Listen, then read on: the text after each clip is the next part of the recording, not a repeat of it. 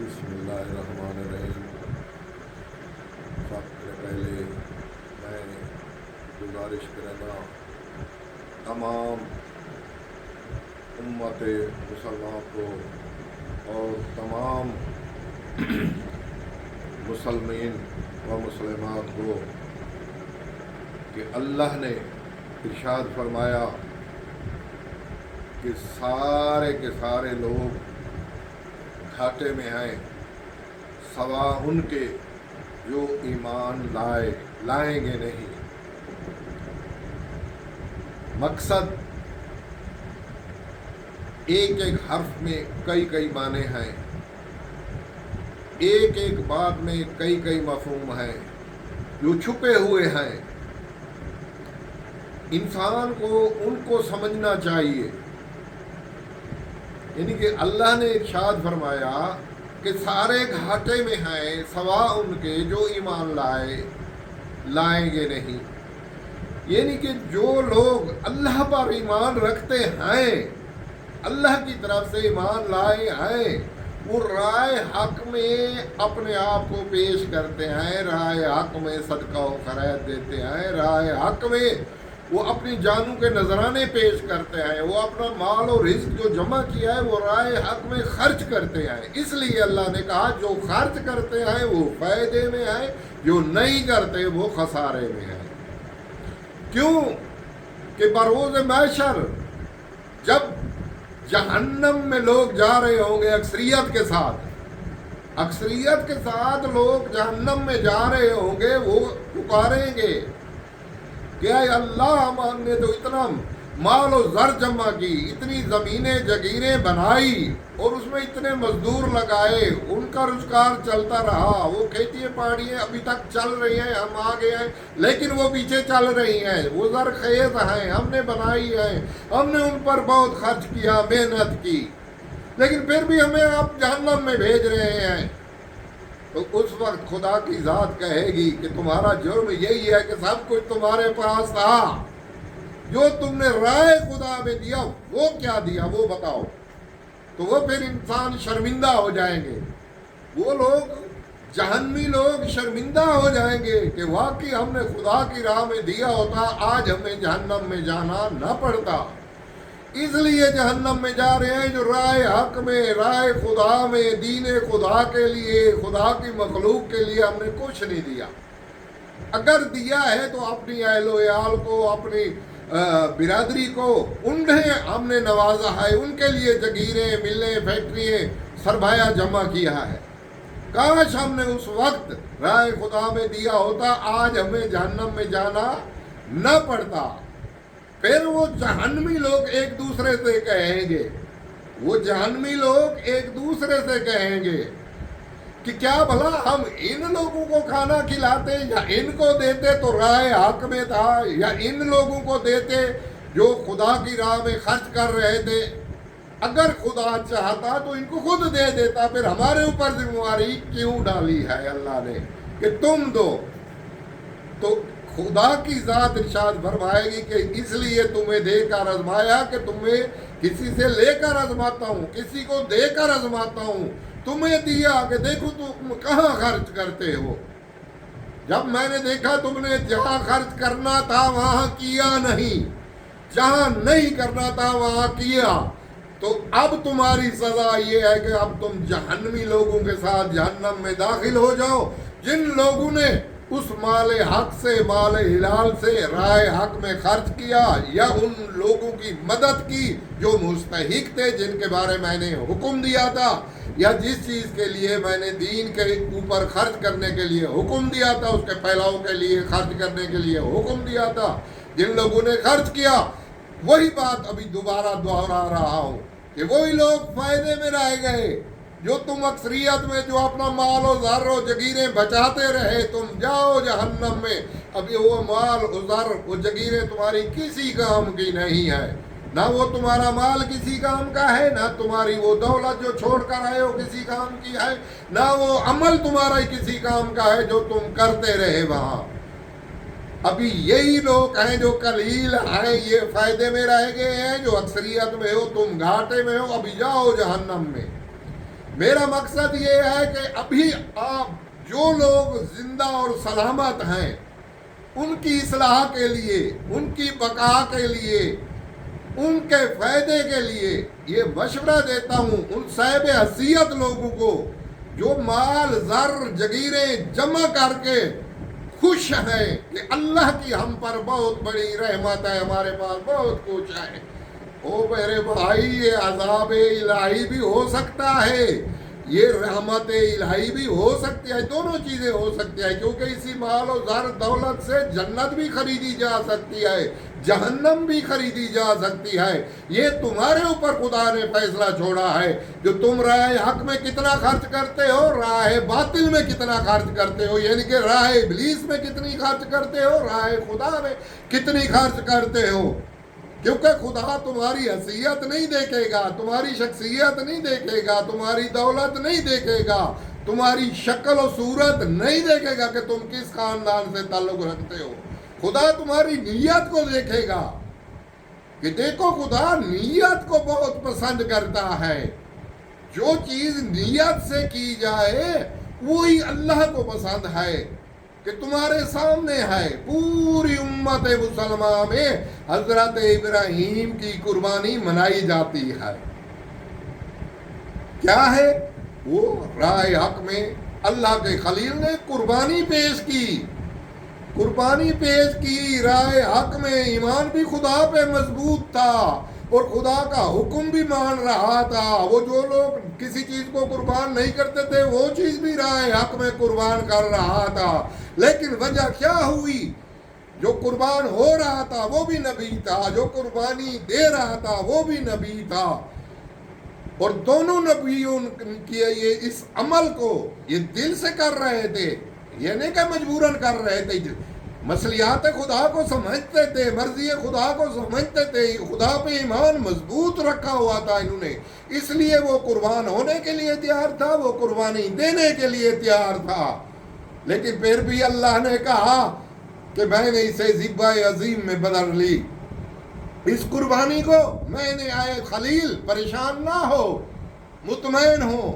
بچے کو زندہ دیکھ کر پریشان کیوں ہو رہے ہو؟ اے بار الہ، آپ نے قربانی مانگی، میں نے قربانی دی، میں نے کوئی انکار تو نہیں کیا، نہ ہی میرے بیٹے نے انکار کیا کہ میں ذبح ہونے کے لیے تیار نہیں ہوں، ہم تو دونوں تیار تھے راہ حق میں قربانی دینے کے لیے، اور تم خدا پہ پورا یقین رکھتے ہیں اور تیرے حکم کے خلاف تو ہم کرتے ہی نہیں، ہم نے تو قربانی دی ہے۔ اللہ کی ذات نے ارشاد فرمایا، اے میرا خلیل پریشان نہ ہو، تیری قربانی قبول ہے، تو نے دل سے دی ہے اور تیرے نیت پہ کوئی شک نہیں ہے، لیکن میں نے اسے ذبح عظیم میں بدلی ہے، وہ ذبح عظیم میں بدلی ہے۔ اے مالک، کیوں؟ بیٹے کو بچا کے اور دمبے کو ذبح کر دیا، ذبح دمبا ہو گیا، بیٹا بچ گیا، اتنی بڑی قربانی کو چھوڑ کے چھوٹی قربانی پہ آپ راضی ہو گیا، اس کو ذبح عظیم کا نام دے دیا، اس کی وجوہات بتائیے۔ اللہ کی ذات نے ارشاد فرمایا، اے میرا خلیل، تم نے اپنی آنکھوں میں پٹی باندھی، بیٹے کی آنکھوں میں پٹی باندھی، بیٹے کے ہاتھ پاؤں باندھے، اور اس لیے باندھے کہ کہیں محبت خدا کی راہ میں آڑے نہ آئے، تاکہ میرے ہاتھ کانپ نہ جائیں اور میرا بیٹا بدل نہ جائے۔ یہ تمہاری سوچ تھی، لیکن میں اللہ جو قربانی لیتا ہوں، آنکھیں کھلی ہوئی ہونی چاہیے، ہاتھ کھلے ہوئے ہونے چاہیے، پاؤں کھلے ہونے چاہیے، کیونکہ دیا میں نے ہے، لینے بھی میں لگا ہوں۔ پھر پریشانی کس چیز کی؟ ہاتھ کیوں کانپتے ہیں اور بدلتے کیوں ہیں؟ لیکن یہ اللہ کی ذات قربانی جو لیتی ہے وہ یہی قربانی لیتی ہے کہ دل سے دو، کیونکہ میرا ٹھکانہ دل ہے، میں دل میں رہتا ہوں، جو چیز دل سے مجھے دی جائے تو وہ میں قبول کرتا ہوں، جو مجبوراً دی جائے تو اسے میں قبول تو کرتا ہوں، لیکن فضیلت میں فرق ہے۔ آج ہے 10 ذی الحج، 10 محرم کو آپ نے دیکھنا، نہ کسی کے ہاتھ باندھے ہوں گے، نہ کسی کے پاؤں باندھے ہوں گے، نہ کسی کی آنکھوں پہ پٹی ہوگی، نہ کسی کو کھلایا پلایا ہوگا، نہ کسی کے اوپر موت کا خوف ہوگا، نہ کسی کے اوپر مجبوری ہوگی، لیکن خوشی بخوشی ایک دوسرے پہ قربان ہوتے رہیں گے. کس لیے؟ میرے دین کے لیے، میری دین کی بقا کے لیے، حق کے لیے. اور جو لوگ اس طرح سے میرے حق کے لیے اور میرے دین کے لیے قربانیاں دیں گے تو میں اسے ذبح عظیم دیتا ہوں، اسے ذبح عظیم کہتا ہوں. اس لیے اور جناب امام حسین علیہ السلام نے یہ قربانی دے کر بتا دیا. وہ مائیں بھی بتا دی جو بیٹوں کو ذبح ہوتا ہوا دیکھتی رہی، وہ بھائی بھی بتا دیے جو بھائیوں کو ذبح ہوتے ہوئے دیکھتے رہے، وہ خود بھی بتا دیے کہ کون سی شخصیت ہے جو اپنے آپ کو بھی قربان کر رہی ہے. تو اللہ کو ایسی قربانی کی ضرورت ہے. ان دولت مندوں کی ضرورت نہیں ہے جو دولت جیب میں رکھتے ہیں، جیسے فقیروں کو دیتے ہیں 10 روپے دے دو، 5 روپے دے دو، کچھ دے دو. صدقہ صدقہ ہے، صدقہ مستحق کے لیے ہے، پیشے ور لوگوں کے لیے نہیں ہے. جو مستحق ہیں ان کو صدقہ دو تو وہ واجب ہے، چاہے تم تھوڑا دو بہت دو، وہ واجب ہے، ان کو دینا تمہارا فرض ہے. جن پر واجب نہیں ہے، یہ جو پیشے گیر لوگ پھرتے ہیں ان کو دینا تمہارا یہ صدقہ نہیں ہے. تم بے شک صدقہ سمجھتے رہو، تمہاری مرضی. لیکن رائے حق کے لیے دین عند اللہ، اللہ کے دین کے لیے، یعنی کہ مدرسہ جو بنے گا جامعۃ الحسین یہ اللہ کے دین کے لیے ہے، نہ کہ کسی نبی کا دین ہے، نہ کسی ولی کا دین ہے، نہ کسی امام کا دین ہے. دین عند اللہ، اللہ کا دین ہے. اللہ کے دین کے لیے جو دے گا وہی راہ حق میں خرچ کر رہا ہوگا. وہ مسجد خدا یعنی کہ خدا کا گھر، مسجد صاحب الزما، اس کے لیے جو دے گا یعنی کہ خدا کے گھر کے لیے دے گا، جو خدا کے گھر کے لیے دے گا، جو خدا کی پناہ گاہ کے لیے دے گا، وہ راہ حق میں خرچ ہوگا. کیونکہ وہاں سے ہی دین آل محمد چلے گا. جو محمد و آل محمد کی محبت میں خرچ کرے گا وہی راہ حق میں خرچ ہوگا. جو دشمنی محمد و آل محمد میں خرچ کرے گا یا محمد و آل محمد کے خلاف جہاں سازش ہو اس پہ خرچ کرے گا تو وہ صدقہ نہیں ہے، خرید نہیں ہے، وہ سرمایہ تمہارا سرمایہ نہیں ہے، وہ دشمنی آل محمد میں خرچ ہوگا. اور بروز محشر تمہیں جواب دینا ہوگا اس چیز کا کہ تم نے کہاں خرچ کیا تھا، کہاں کرنا تھا. اگر ایسا نہ ہوتا، مثالیں ہمارے سامنے جیسے کہ جناب رسول خدا کے دور میں مسجد بنائی گئی تھی جس کے بارے میں رسول خدا واپس آئے تو اللہ کو حکم کرنا پڑا کہ اے میرا حبیب مجھے وہ گھر نہیں پسند جس میں تیرے خلاف سازش ہو، جس میں تیرے خلاف باتیں ہو، جس میں تیرے خلاف پلاننگ بنے. میں اس گھر کو بھی پسند نہیں کرتا. جاؤ اس کو مسجد زرارہ جس کا نام ہے گرا دو، اس کو جلا دو. اے مالک خدا کا گھر ہے، مسلمان کیا کہیں گے؟ اس نے کہا میں خدا اپنا گھر ہی تصور نہیں کرتا جہاں محمد و آل محمد کے خلاف گفتگو ہو، ان کے خلاف سازش ہو، ان کے دشمنوں کی پناہ گاہ ہو. میں اللہ اسے اپنا گھر نہیں سمجھتا. میں اسی کو اپنا گھر سمجھتا ہوں جہاں اپنا نبی بھیجتا ہوں، جہاں اپنا ولی بھیجتا ہوں، جہاں اپنے وہ مومن بندے بھیجتا ہوں جو راہ حق میں جا کے جہاد کریں اور دین خدا کو اپنائیں اور دین خدا پہ عمل کریں اور دین خدا پہ چلنے کا طریقہ و سلیقہ سیکھیں. یہی اجر ہے، یہی اس کی بقا ہے، یہی حق ہے. اور جو بندہ اس کے لیے خرچ کرے گا اسی کو حق پہ ہوگا، وہی آدمی فائدے میں ہوگا، باقی سب نقصان میں ہوں گے. اور آخر میں ریکویسٹ کرتا ہوں صاحب دولت مند لوگوں سے کہ جو تم کر رہے ہو یا کر چکے ہو، توبہ کے دروازے آخر وقت تک کھلے ہوئے ہیں. لیکن اللہ نے یہی 3 بتائے ہیں، اطیعوا اللہ و اطیعوا الرسول و اطیعوا اولو الامر، کہ میں اللہ کی اطاعت کرو، میرے رسول کی اطاعت کرو، میرے اس ولی کی اطاعت کرو جس نے حالت رکوع میں خمس ادا کیا. تو ان کی اطاعت کرو گے، ان کے راہ پہ تم خرچ کرو گے، ان کی محبت میں تم خرچ کرو گے، ان کے راستے پہ تم چلو گے، تم بقا میں ہو.